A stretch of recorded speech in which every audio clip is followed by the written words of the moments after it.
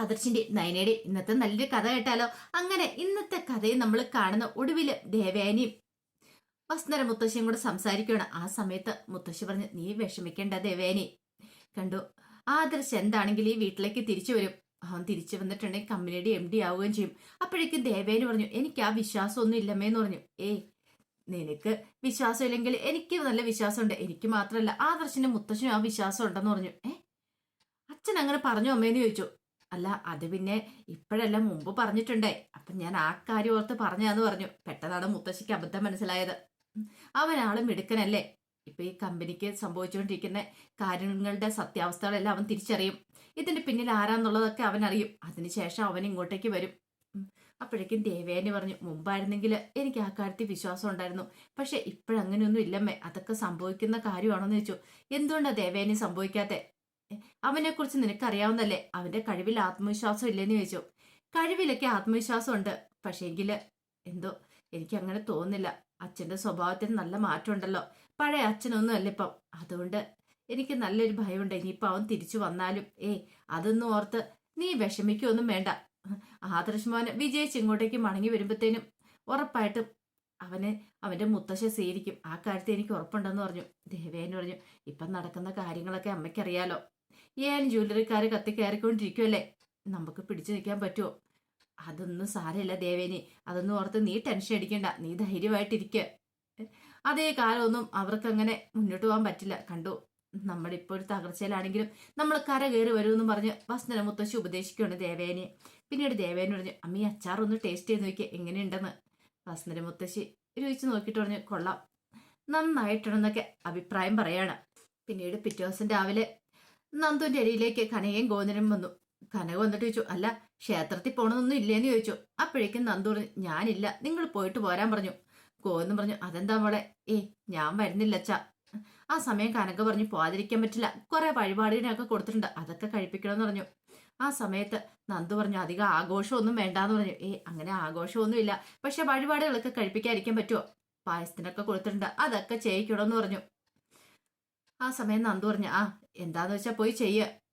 അല്ല, നിനക്കെന്താ ഒരു സന്തോഷവും സ്നേഹമൊന്നും ഇല്ലാത്ത ഇന്നത്തെ ദിവസമായിട്ട്? എന്ത് പിറന്നാളാന്ന് പറഞ്ഞു. എന്താമേ, ഒരു വയസ്സും കൂടെ കൂടിയെന്ന് പറഞ്ഞു. വയസ്സ് 23 ഇനി എന്താന്ന് നിനക്കറിയാലോ. ഈ സമയത്ത് ഈ കല്യാണം കഴിഞ്ഞ് കുട്ടികളൊക്കെ ആണ്ട പ്രായം കഴിഞ്ഞു. എന്ത് പറഞ്ഞാലും ഈ കല്യാണം ഇതൊന്നും നിർത്തിക്കൂടെന്ന് ചോദിച്ചു. എപ്പോഴും ഇത് മാത്രം നിനക്ക് പറയാനുള്ളോ? വേറൊന്നും പറയാനില്ലേന്ന് ചോദിച്ചു. അപ്പോഴേക്കും ഗോവിന്ദൻ പറഞ്ഞു, മോളെ, അച്ഛന്റെ അമ്മയുടെ നെഞ്ചിൽ ആദ്യ പെൺമക്കള് വളർന്നു വന്നിട്ടുണ്ടെങ്കിൽ, കാരണം അവരെ കല്യാണം കഴിപ്പിച്ചു വിടണം. അതൊക്കെ നിന്നോട് പറഞ്ഞാൽ നിനക്കൊന്നും മനസ്സിലാവില്ല എന്ന് പറഞ്ഞു. അപ്പോഴേക്കും നന്ദു പറഞ്ഞു, തൽക്കാലത്തേക്ക് എന്താണെങ്കിലും എന്റെ കല്യാണത്തെക്കുറിച്ച് നിങ്ങൾ ചിന്തിക്കൊന്നും വേണ്ട. ക്ഷേത്രത്തിൽ പോകാൻ ഇറങ്ങിയതല്ലേ, പോയിട്ട് വരെ. അപ്പോഴേക്കും കനക വെച്ച്, നീ എപ്പോഴാ പോണേ?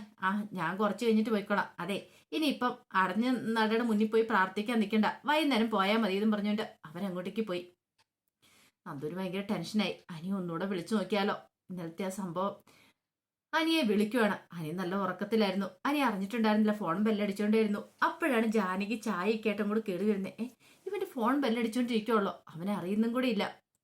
പല കസ്റ്റമേഴ്സും ആണോ എന്തോ അറിയത്തില്ല. ഇവൻ ഇമാതിരി കിടന്ന് ഉറങ്ങിയ എങ്ങനെയാ? ജാനകി പോയി ഫോൺ എടുത്ത് നോക്കി. അനന്തു, അതാരാ പോലും അനന്തു. അങ്ങനെ ഫോൺ ബെല്ലടിച്ചൊക്കെ നിന്നു. നന്ദുവിന് ടെൻഷനായി. രാവിലെ ആയിട്ട് അവൻ കോൾ എടുത്തിട്ടില്ല എന്നൊരു ചിന്തയായിരുന്നു മനസ്സറിയും. പിന്നീട് ജാനകി ആ ചായ അവിടെ വെച്ചിട്ട് അനിയെ വിളിക്കുകയാണ്. എടാ, അനിയെ എഴുന്നേക്കെന്നൊക്കെ പറഞ്ഞിട്ട്, എന്താമേ, എന്തിനാമേ ഇങ്ങനെ വിളിച്ചു കൂന്നേ? എടാ, സമയം എത്രയാന്ന് നിനക്കറിയാമോ? നീ എന്ത് ഉറക്കോ ഇറങ്ങണേ? ഞാൻ കുറച്ച് സമയം ഒന്ന് കിടന്ന് ഉറങ്ങിക്കോട്ടെ. പിന്നെ ഇങ്ങനെ ഉറങ്ങാനാണ്ട നിന്നെ ഒരു ഭാരിച്ച ഉത്തരവാദിത്വം ഏൽപ്പിച്ചു വെച്ചിരിക്കുന്നേ. ഈ മുളുക്കിരീടം എനിക്ക് വേണ്ടെന്ന് ഞാൻ പറഞ്ഞ തലയിലേക്ക് കയറും ആരുടെയെങ്കിലും. എന്നെ കൊണ്ട് പറ്റില്ല എന്ന് പറഞ്ഞു. എടാ, നിന്റെ ചേട്ടൻ ആദർശമുണ്ടല്ലോ, എത്ര വൈകി കിടന്നാലും രാവിലെ എഴുന്നേക്കും. രാവിലെ എഴുന്നേറ്റ് ചെയ്യേണ്ടതായ ജോലികളെല്ലാം ചെയ്തിട്ട് അവൻ നേരത്തെ കമ്പനിയിലേക്ക് പോകും. അതിന് ഞാൻ ആദർശനല്ലല്ലോ, ഞാൻ അനിയല്ലേന്ന് ചോദിച്ചു. ഇതാ നിന്റെ പ്രശ്നം. കുറച്ച് സമയമായിട്ട് ആരാണ്ട് വിളിക്കുന്നുണ്ടായിരുന്നു പറഞ്ഞു. ആര് വിളിക്കാനായിട്ട്? അപ്പോഴേക്കും വീണ്ടും നന്ദുവിന്റെ കോള് വരുവാണ്. എടാ, ആരടാ ഈ അനന്തുന്ന് ചോദിച്ചു. അനന്തു പെട്ടെന്ന് അനിയൊന്ന് ഞെട്ടി. നന്ദുവാന്നറിയാലോ, അനന്തു അത് പിന്നെ ഒരു വിവാഹ പാർട്ടിയാന്ന് പറഞ്ഞു. എന്നിട്ടാണ്ട നീ കോൾ എടുക്കാത്തെ? അത് അമ്മ ഇങ്ങോട്ട് കട്ട് ചെയ്ത് വിട്ടാരെ. എന്തിനാ കട്ട് ചെയ്ത് വിടുന്നേ? അവരോട് സംസാരിക്ക്. വേണ്ടാന്ന് പറഞ്ഞില്ലേ? ആ ഫോൺ ഇങ്ങോട്ട് കൊണ്ടുവരാനും പറഞ്ഞിട്ട് പിടിച്ചു വാങ്ങിയിട്ട് ആ കോൾ അങ്ങോട്ട് കട്ട് ചെയ്ത് വിട്ടു. എന്താടാ നിന്റെ മുഖത്തൊരു വെപ്രാളമൊക്കെ, എന്ത് വെപ്രാളം? എടാ, വിവാഹ പാർട്ടിയൊക്കെ ആണെങ്കിൽ അതൊക്കെ അറ്റൻഡ് ചെയ്യണ്ടേ? നിന്റെ ചേട്ടനൊക്കെ ആണെങ്കിൽ കൃത്യമായിട്ട് ചെയ്യേണ്ട കാര്യങ്ങളൊക്കെ ചെയ്യും. നിനക്ക് എന്താണ് ഒരു ഉത്തരവാദിത്വം ഇല്ലാത്തെ? അമ്മേ, അമ്മയൊന്നും മിണ്ടാതെ പോകുന്നുണ്ടോ? ചാരി അങ്ങോട്ട് പോകാൻ വേണ്ടി തിരിഞ്ഞു. പിന്നീട് വന്നിട്ട് ചോദിച്ചു, ആ നന്ദു എങ്ങാനും ആണോ അത്? അവളെങ്ങാനും വിളിക്കണേന്ന് ചോദിച്ചു. അങ്ങനെയാണെങ്കിൽ അമ്മ ഒരു കാര്യം ചെയ്യാം, ആ നമ്പറിലേക്ക് ഒന്ന് വിളിച്ചു നോക്കുക. അപ്പൊ അങ്ങേ തലയ്ക്ക് കോൾ എടുക്കുന്ന ആരാന്ന് അറിയാലോ. ആ സമയത്ത് ജാനകി പറഞ്ഞു, നിന്റെ മുഖത്തെ പതർച്ചയെ കണ്ട് ഞാൻ ചോദിച്ചാ. അങ്ങനെ അല്ലെങ്കിൽ നിനക്കൊള്ള. എന്റെ അമ്മ, അവൾ എന്തിനാ എന്നെ ഇങ്ങനെ വിളിക്കുന്നേ? എടാ, നീ കൂടുതലാണെന്ന് ഉരുണ്ട് കളിക്കണ്ട. ആ അബിയൊക്കെ ഇടയ്ക്കിടയ്ക്ക് പറയുന്നുണ്ട് നീ നന്ദും തമ്മിൽ കണ്ടുമുട്ടാറുണ്ടെന്ന്, പലരും പലതും പറയുന്നുണ്ടെന്നൊക്കെ. വാ തുറന്ന കള്ളങ്ങൾ മാത്രം പറയുന്ന നാവ അവരുടെ. അപ്പൊ അമ്മ അത് വിശ്വസിച്ചോന്ന് ചോദിച്ചു. അമ്മയ്ക്ക് അങ്ങനെ വിശ്വസിക്കാൻ താല്പര്യമെങ്കിൽ അമ്മ അങ്ങനെ വിശ്വസിച്ചോ, പക്ഷേങ്കിൽ എനിക്ക് അവളുമായിട്ട് യാതൊരു ബന്ധവും ഇല്ലെന്ന് പറഞ്ഞു. ഇല്ലെങ്കിൽ കൊള്ളാം, നീ ഒരു കാര്യം ചെയ്യുക, പെട്ടെന്ന് പോയി കുളിയെല്ലാം കഴിഞ്ഞ് വരാൻ നോക്ക്, ഞാൻ ബ്രേക്ക്ഫാസ്റ്റ് എടുത്ത് വെക്കാം, എന്നിട്ട് കമ്പനിയിലേക്ക് പോകാൻ നോക്കാൻ പറഞ്ഞു.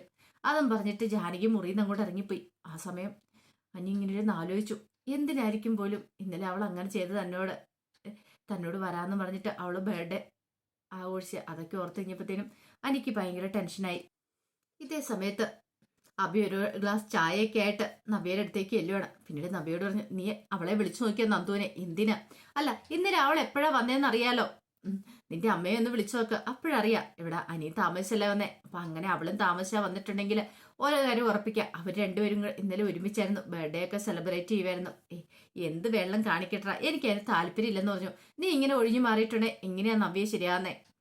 അല്ല, അവരെന്താണല്ലോ ഒന്നിക്കാൻ പോകുന്നൊന്നുമില്ല. അമ്മായി സമ്മതിക്കുമെന്ന് തോന്നുന്നുണ്ടോ? ഒരിക്കലും ഇല്ല. കാരണം അനിയിപ്പ ആരാന്ന വിചാരം? കമ്പനിയുടെ MD അല്ലേ. ഒരിക്കലും അവളെ കല്യാണം കഴിക്കാൻ സമ്മതിക്കില്ല. അല്ലെങ്കിലും അവൾ ഈ വീട്ടിലേക്ക് വരുന്നതോടെ എനിക്കൊരു താല്പര്യമില്ല. എനിക്ക് നയനയോട് പോലും ഇപ്പൊ ദേഷ്യം എന്താണെന്നറിയോ? നന്ദുവിനെ സപ്പോർട്ട് ചെയ്യുന്നോണ്ടാ. അത് കേട്ടത് അനി പറഞ്ഞു, നീ ഇതൊക്കെ പറയും, ഇനി അടുത്ത എന്ത് കള്ളക്കേസ് കുടിക്കാണോ എന്നെ ജയിലിൽ കൊണ്ട് ഇടിക്കാനായിട്ട് പോകുന്നേ നന്ദു എന്ന് പറയുന്നവള്. അവൾക്ക് എന്നോട് നല്ല ദേഷ്യവും വൈരാഗ്യമൊക്കെ ഉണ്ടെന്ന് പറഞ്ഞു. മിക്കവാറും അതായിരിക്കും സംഭവിക്കാൻ പോന്നെ. ഇത് കേട്ടപ്പോൾ നവി പറഞ്ഞു, എടാ നീ അതൊന്നും ഓർത്ത് പേടിക്കണ്ടാന്ന് പോലും. അവൾ ഈ വീട്ടിലേക്കും കൂടെ വന്നാൽ തീർന്നു, എന്റെ കാര്യം അതോ ഗതിയായെന്ന് പറഞ്ഞു. എടാ, അവളങ്ങനെ വരാനൊന്നും പോകുന്നില്ല, അത് നിന്റെ തോന്നലല്ലേ. ഈ അനിയെക്കുറിച്ച് നിനക്ക് അറിയാലോ. കല്യാണം കഴിഞ്ഞിട്ടും അനാമിക മൈൻഡ് ചെയ്യാതെ നന്ദുവിന്റെ പിന്നാലെ നടന്ന അനി. അത് മാത്രമല്ല, അനാമിക പോയി കഴിഞ്ഞപ്പോൾ അവളെ സ്വന്തമാക്കാൻ ശ്രമിച്ച നന്ദുവിനെ അവന്റെ മനസ്സിലും ജീവിതത്തിലും ഇതിനു മുമ്പ് ഒരു പെണ്ണുണ്ടായിട്ടില്ല. കാരണം അവൻ കോളേജിൽ പഠിക്കുന്ന സമയത്ത് പോലും അവന് ബന്ധം ഉണ്ടായിട്ടില്ല. ആദ്യമായിട്ടാണ് അവനൊരു പെണ്ണിനെ പ്രേമിക്കുന്നത്, അതും നന്ദുവിനെയാ. അങ്ങനെയുള്ള അവന് അവളെ കൈവിടില്ല. അവനൊരാളെ സ്നേഹിച്ചിട്ടുണ്ടെങ്കിൽ ഒരിക്കലും കൈവിടുന്ന സ്വഭാവമല്ല. അതെനിക്ക് നന്നായിട്ട് അറിയാവുന്ന. ഇനിയിപ്പൊ പറയാൻ പറ്റില്ല, രണ്ടുപേരും കൂടെ ഇത് അടുത്ത സ്ഥിതിക്ക് എവിടെയെങ്കിലുമൊക്കെ മുറിയെടുത്ത് കഴിഞ്ഞിട്ടുണ്ടോന്ന്. അങ്ങനെയാണെങ്കിൽ നമ്മൾ ഉദ്ദേശിച്ചേക്കാളും അപ്പുറത്തേക്ക് അവരടുത്തിട്ടുണ്ടായിരിക്കും, അവർക്ക് വേർപിരിയാൻ പറ്റാത്ത വിധം. അപ്പോഴേക്കും നവി പറഞ്ഞേ, അങ്ങനെയൊന്നും സംഭവിച്ചു കാണത്തില്ല, അത് നിനക്കെങ്ങനെ അറിയാം? അതൊക്കെ ഇന്നത്തെ കാലത്തെ കുട്ടികളെ കുറിച്ച് ഒന്നും അറിയത്തില്ലാത്തോണ്ടാ നീ ഇങ്ങനെയൊക്കെ പറയണേ എന്നും പറഞ്ഞോണ്ട് ഇതാ ഈ ചായ കുടിക്കാനും പറഞ്ഞോണ്ട് ചായ കൊടുത്തിട്ട് അബി പുറത്തേക്ക് അങ്ങോട്ട് പോവാണ്. ആ സമയത്ത് നവി ഇങ്ങനെ ആലോചിച്ചു, ഇവൻ പറഞ്ഞൊക്കെ ശരിയായിരിക്കുമോ എന്നൊരു ചിന്ത മനസ്സിലേക്ക് വന്നു. കുറച്ച് കഴിഞ്ഞപ്പോ ദേവേനും ചന്തുമോളും കൂടെ ആദർശനെ നയനെയും കാണാനായിട്ട് ചെല്ലുവാണ്. അങ്ങനെ ചെന്ന് കഴിഞ്ഞപ്പോ അവർക്ക് ഭയങ്കര സന്തോഷമായി, നയനയ്ക്കും ആദർശനും. അപ്പോഴേക്കും നയന വെച്ചു, ഇതെന്താമ്മേ കവറിനകത്ത്? അതെ, മോൾക്ക് എന്തെങ്കിലുമൊക്കെ ഉണ്ടായിക്കൊണ്ട് വരണ്ടേ? അതിന്റെ ആവശ്യമൊന്നും ഇല്ലമ്മേ, ഇത് എനിക്കുള്ളതെല്ലാം ദാമോട്ട് ഉണ്ടാക്കി തരുന്നുണ്ട്, അത്യാവശ്യം നന്നായിട്ട് പാചകം ചെയ്യുന്ന ആളാ എന്ന് പറഞ്ഞിട്ട് കാര്യമുണ്ടോ? എനിക്കിവിടെ വന്ന് നിന്ന് ഒന്നും ചെയ്തു തരാൻ പറ്റുന്നില്ല, അപ്പൊ എന്തെങ്കിലും ഉണ്ടായിക്കൊണ്ടെങ്കിലും വരണ്ടേന്ന് ചോദിച്ചു. അപ്പോഴേക്കും ആദർശ് ചോദിച്ചു, മുത്തശ്ശനൊക്കെ എന്ത് പറയണു? എന്ത് പറയാനാ, അച്ഛന്റെ കാര്യത്തെക്കുറിച്ച് കൂടുതലൊന്നും പറയാതിരിക്കുന്നത് നല്ലത്. അച്ഛന്റെ സ്വഭാവത്തിൽ എത്ര പെട്ടെന്ന് മാറ്റം ഉണ്ടാകുന്ന ആരെങ്കിലും കണ്ടോ? അല്ല മോനെ, ഈ വിഷുവിന് നമ്മുടെ കമ്പനി നല്ല സെയിൽ നടക്കുമായിരിക്കും അല്ലേന്ന് ചോദിച്ചു. അമ്മേ, ഞങ്ങൾ മാക്സിമം ശ്രമിക്കുന്നുണ്ട്, എന്നെ കൊണ്ട് പറ്റാവുന്ന രീതിയിൽ ഞാൻ ശ്രമിക്കുന്നുണ്ട്, നയന പറഞ്ഞു. അതുപോലെ തന്നെ ഞാനെന്നും പറഞ്ഞു. അപ്പോഴേക്കും ദേവേനെ പറഞ്ഞു, ഇതേ മോളെ, നീ റിസ്ക് എടുക്കണ്ട, ഇവൻ എന്ത് വെള്ളം കാണിച്ചോട്ടെ, പക്ഷെ നീ അതിന് പോവണ്ട കേട്ടോ, നിന്റെ വയറ്റിൽ കുഞ്ഞണെന്നുള്ള കാര്യം ഓർമ്മ വേണം എന്ന് പറഞ്ഞു. നയന ചന്തുമോളെ കുഞ്ചിക്കുകയൊക്കെ ചെയ്യുകയാണ്. പിന്നീട് ദേവേനി നയനയും കൈപ്പിടിച്ച് അകത്തേക്ക് അങ്ങോട്ട് കയറിപ്പോയി. ഈ സമയത്ത് ആദർശ് ചന്തുമോളെ എടുത്തു. എന്നിട്ട് ചോദിച്ചു, അതെ മോളെ ആരെങ്കിലും അവിടെ വഴക്ക് പറയാറൊക്കെ ഉണ്ടോന്ന് ചോദിച്ചു. വല്യമ്മ ഇടയ്ക്കിടയ്ക്ക് വഴക്ക് പറയും, അതല്ല അബിയോ അല്ലെങ്കിൽ അപ്പച്ചി ആരെങ്കിലും വഴക്ക് പറയാറുണ്ടോന്ന് ചോദിച്ചു. അപ്പോഴേക്കും ചന്തുമോളൊന്നും മിണ്ടിയില്ല. ആദർശിന് മനസ്സിലായി. ആ സമയം ആദർശ് പറഞ്ഞു, അവര് വഴക്ക് പറയാറുണ്ടല്ലേ, ഇനി അങ്ങനെ എന്തേലും പറയുവാണെങ്കിലേ മോളെ അച്ഛനോട് പറഞ്ഞാൽ മതി കേട്ടോ, അച്ഛൻ നോക്കിക്കോളാം കാര്യങ്ങളൊക്കെ എന്ന് പറഞ്ഞു. ശരി അച്ഛാന്ന് ചന്തമോള് ഭയങ്കര സന്തോഷത്തോടുകൂടി പറയണം. ഇതേ സമയം അനിയുടെ ഫോണിലേക്ക് നവീൻ വിളിക്കുകയാണ്. നവീൻ വിളിച്ചു കഴിഞ്ഞപ്പോഴത്തേനും അനി എന്താടാ നവീൻ എന്നൊക്കെ ചോദിക്കുകയാണ്. എന്താടാ നിനക്ക് ഇത്ര ഗൗരവം എന്ന് ചോദിച്ചു. ഒന്നുമില്ലാന്ന് പറഞ്ഞു. എടാ നീ തിരക്കിലായിരുന്നു. അല്ല നീ പറഞ്ഞോളാൻ പറഞ്ഞു. ഇന്നലെ നന്ദുവിന്റെ ബർത്ത്ഡേ ഞങ്ങൾ ആഘോഷിച്ചായിരുന്നു. അവൾ നിന്നെ വിളിച്ച് പറഞ്ഞില്ലേന്ന് ചോദിച്ചു. എനിക്ക് നല്ല ദേഷ്യം വന്നു. അനി പറഞ്ഞു എപ്പോഴോ വിളിച്ചപ്പോൾ പറഞ്ഞ പോലെ എനിക്ക് തോന്നുന്നുണ്ട്. ഒന്നും പറയണ്ട, നല്ല അടിപൊളിയായിട്ട് ആഘോഷിച്ചു. പിന്നെ ഇന്ന് അവളുടെ പിറന്നാളല്ലേ, അപ്പം അവളുടെ വീട്ടിലേക്ക് പോകാൻ തീരുമാനിച്ചു. അവൾക്കൊരു ഗിഫ്റ്റ് ഒക്കെ കൊടുക്കണം. എന്ത് ഗിഫ്റ്റാണ് അവൾക്ക് കൊടുക്കേണ്ടതെന്ന് ചോദിച്ചു. അതും കൂടെ കേട്ട് ഇനിയിപ്പോൾ എനിക്ക് നല്ല ദേഷ്യമായി. ഗിഫ്റ്റ് കൊടുക്കാൻ അവൻ പോന്നു. അപ്പോഴേക്കും അനി പറഞ്ഞു, എടാ ഗിഫ്റ്റ് കൊടുക്കാന്ന് പറഞ്ഞാൽ ഓരോരുത്തരുടെ ഇഷ്ടത്തിനനുസരിച്ചുള്ള ഗിഫ്റ്റ് അല്ലേ കൊടുക്കണ്ടേ, അത് മറ്റുള്ളവരോട് പറഞ്ഞിട്ടാണോ മേടിച്ചു കൊടുക്കണ്ടേ? സ്വന്തം ഇഷ്ടപ്രകാരം കൊടുക്കണ്ടല്ലേ, അതിന് എന്നോട് ചോദിക്കേണ്ട കാര്യമുണ്ടോ എന്നൊക്കെ ഇച്ചിരി ദേഷ്യത്തിൽ ചോദിക്കുകയാണ്. അപ്പോഴേക്കും നവീൻ പറഞ്ഞു, നിന്റെ സംസാരത്തിലും കുറെ മാറ്റം ഉണ്ടല്ലോ. MD ആയതുകൊണ്ടായിരിക്കുമല്ലേ സ്വരത്തിൽ ഇത്ര ഗാംഭീര്യം എന്നൊക്കെ പറഞ്ഞു. അല്ല ഇന്ന് നിന്നെ എനിക്കൊന്ന് കാണാൻ പറ്റുമോ എന്ന് ചോദിച്ചു നവീന്. അപ്പോഴേക്കും അനി പറഞ്ഞു, ഞാൻ കുറച്ച് തിരക്കില്ല, സമയം കിട്ടുമ്പോൾ നിന്നെ വിളിക്കാന്ന് പറഞ്ഞു. ശരിയെന്ന് പറഞ്ഞിട്ട് കോള് കട്ട് ചെയ്തു. എനിക്കാണ് ആകെപ്പാടെ വിഷമായി. അപ്പോഴേക്കുമാണ് അജയൻ അങ്ങോട്ട് കയറി വരുന്നത്. അജയൻ വന്നിട്ട് പറഞ്ഞു, എന്താടാ നിനക്ക് പറ്റിയത്? നിനക്ക് ഭയങ്കര ദേഷ്യം എന്നൊക്കെ നിന്റെ അമ്മ വന്നിട്ട് പറഞ്ഞല്ലോ. അമ്മയുടെ സ്വഭാവം അറിയാലോ അച്ഛന്, വെറുതെ വന്നിട്ട് ഓരോന്ന് പറഞ്ഞ് ചോദിഞ്ഞോണ്ടിരിക്കും. എനിക്കതാ ദേഷ്യം വരുന്നേ. എടാ മോനെ, നീ തലയിൽ ഏറ്റി വെച്ചിരിക്കുന്ന എത്ര വലിയ ഉത്തരവാദിത്വം നിനക്കറിയാലോ. ഈ വിഷു എന്ന് പറയുമ്പോൾ ജ്വല്ലറിയിലേക്ക് ആൾക്കാരുടെ ഒഴുക്കായിരിക്കും. പക്ഷേങ്കിൽ അത്രത്തോളം നമുക്ക് കിടപിടിക്കാൻ പറ്റിയില്ലെങ്കിലും അധികം താഴേക്ക് പോകാൻ പാടില്ലല്ലോ. ഇന്ന് 2-3 ഡിസൈനേഴ്സ് ഒക്കെ നമ്മുടെ കമ്പനി വരുന്നുണ്ട്, അവരെയൊക്കെ നോക്കി സെലക്ട് ചെയ്യണമെന്ന് പറഞ്ഞു. അപ്പോഴേക്കും അനി പറഞ്ഞു, എനിക്കെന്തോ വല്ലാത്തൊരു ബുദ്ധിമുട്ട് അച്ഛാന്ന് പറഞ്ഞു. നീ പേടിക്കണ്ട അച്ഛ, എത്രയും പെട്ടെന്ന് ആദർശേട്ടനെ കമ്പനിയിലേക്ക് കൊണ്ടുവരണം. അത്ര കഴിവുള്ള ആദർശേട്ടന് പുറത്ത് നിർത്തിയിട്ടാണ് എങ്ങനെ ശരിയാവുന്നേ? ആദർശേട്ടൻ കമ്പനി വന്നാലേ എല്ലാം ശരിയാവത്തുള്ളൂ. ആ സമയത്ത് അജയൻ പറഞ്ഞു, ആദർശ് വരും, അവൻ ചിലതിൻ്റെയൊക്കെ പിന്നാലെയുള്ള ഓട്ടത്തിലല്ലേ. അതെല്ലാം റെഡിയായി കഴിയുമ്പോഴത്തേനും ആദർശ് തിരികെ വന്നോളൂ. പക്ഷെ അതുവരെ നീ വേണം കമ്പനിയെ മുന്നോട്ട് നയിക്കാനായിട്ട്. അറിയാലോ, കമ്പനിക്കൊരു കുഴപ്പം പറ്റാതെ നിന്നെ കൊണ്ട് കഴിയുന്നതിന്റെ മാക്സിമം നീ ചെയ്യണമെന്ന് പറഞ്ഞു. ഞാൻ നോക്കട്ടെ അച്ഛാ, എത്രമാത്രം ചെയ്യാൻ പറ്റുമെന്ന് എനിക്കറിയില്ല, എനിക്ക് നല്ല സ്ട്രെസ് ഉണ്ടെന്ന് പറഞ്ഞു. നീ അതൊന്നും ഓർത്ത് ടെൻഷൻ അടിക്കണ്ട. അതെ, എന്തെങ്കിലും സംശയം ഉണ്ടെങ്കിൽ ആദർശിനെ നയനെ നീ വിളിച്ചു ചോദിച്ചാൽ മതി. ഇനിയിപ്പം ഡിസൈനേഴ്സിന് ഇന്റർവ്യൂവിന് സമയത്ത് നയനയെ വിളിച്ച് കാര്യങ്ങളൊക്കെ ചോദിച്ചാൽ മതി എന്നൊക്കെ പറഞ്ഞ് എനിക്കൊരു ഉപദേശവും കാര്യങ്ങളൊക്കെ കൊടുക്കുന്നുണ്ട്.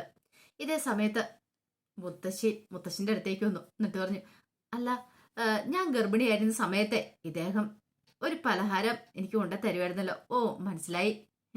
അതെ, ഞാൻ ഒരു വീട്ടുകാരുടെ അടുത്തുനിന്ന് എനിക്ക് കിട്ടുന്നതായിരുന്നു പറഞ്ഞു. വീട്ടുകാരുടെ അടുത്തോ? അതെ, അവർ പാരമ്പര്യമായിട്ട് പലഹാരം ഉണ്ടാക്കുന്നവരായിരുന്നു. അവരുടെ അടുത്തുനിന്ന് ഞാൻ നിനക്ക് വാങ്ങിച്ചുകൊണ്ട് തന്നിരുന്ന വസുന്ധര എന്ന് പറഞ്ഞു.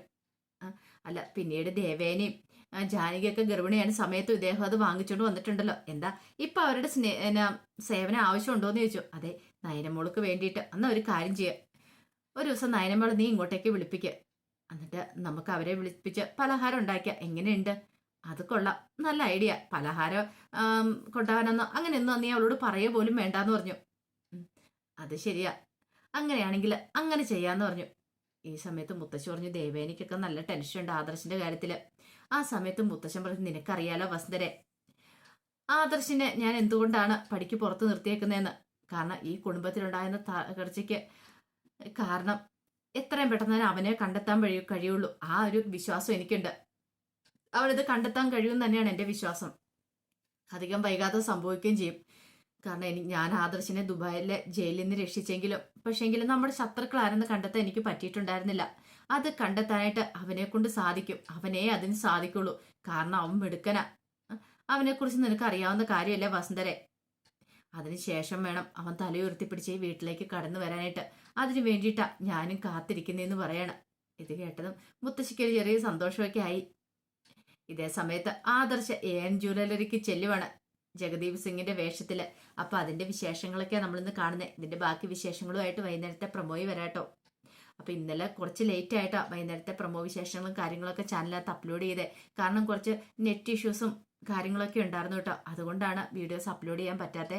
എന്താണെങ്കിലും ഇന്നു മുതൽ കൃത്യസമയത്ത് തന്നെ അപ്ലോഡ് ചെയ്യാട്ടോ. അപ്പോൾ ഒരിക്കൽ കൂടി എല്ലാവർക്കും ശുഭദിനം നേർന്നുകൊണ്ട് നിർത്തുന്നു.